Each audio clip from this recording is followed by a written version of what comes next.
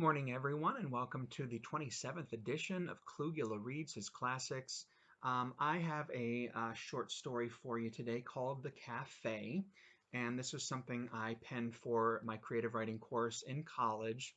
No, this was not one I previously wrote in high school and tried to pass off as new. This is actually a legit project for that. So let's go in, and then I'll offer, there is some feedback from my professor in here as well, so we'll look at that after.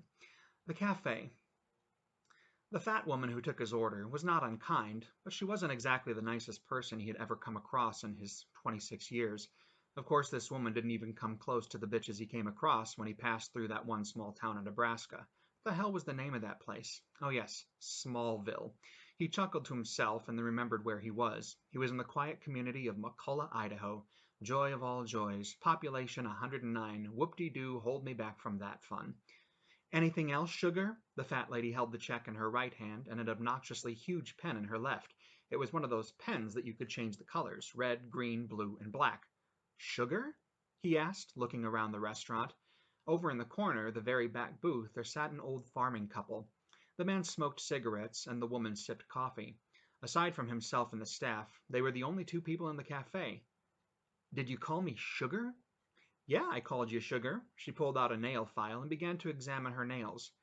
Can you please be just a little more stereotypical? Jesus Christ, where the hell are we anyway? He shoved back his coffee cup and stood back from the counter. Sugar? Come on, you can do better than that. Sugar? By now the old farmer and his wife were turned around in their booth to watch him. The cook had come out from the kitchen to see what was happening. What did I think? I could just come in here, have some steak and eggs, and that you people would be completely normal about everything that is happening in the world today? Sugar? Is it me, or did we just take a step back to the Dark Ages? Huh? The woman that waited on him continued to do her nails, only occasionally looking up to acknowledge his presence. The cook had gone back to the kitchen to phone the police. The old couple got up from the booth and headed for the door. Oh, no, no, no, no, no. You're not going to leave this place until I've had my say. He rushed over to the door and blocked their only means of escape. Now, young man, the old man attempted to say.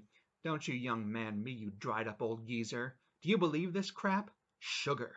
This woman over here, this fat blob of a human being called me sugar. Don't you get it? This whole country is full of stereotypes. Do you get it? Huh? The cook came back into the eating area and tossed a quick glance to the man from outside. He whispered into the waitress's ear, the sheriff's on his way. I just called him in. Excuse me?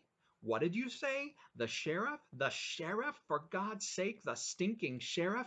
Do you people have electricity? This is 1993, the year that Madonna didn't bear anything and no one was upset with her. This is the year that I learned to take advantage of my opportunities. I am a man of honor. And by God, if I have any say in this country's future, it's no more Canadian money floating around like a bad-smelling fart from someone's butt that just ate chili with Keystone beer mixed in with the kidney beans. Young man, this time it was the farmer's wife, why don't you go back to the farm, find a nice big hay bale, and shove it where the sun will never and should never, until my last day on this jolly green giant of an earth, shine. Okay?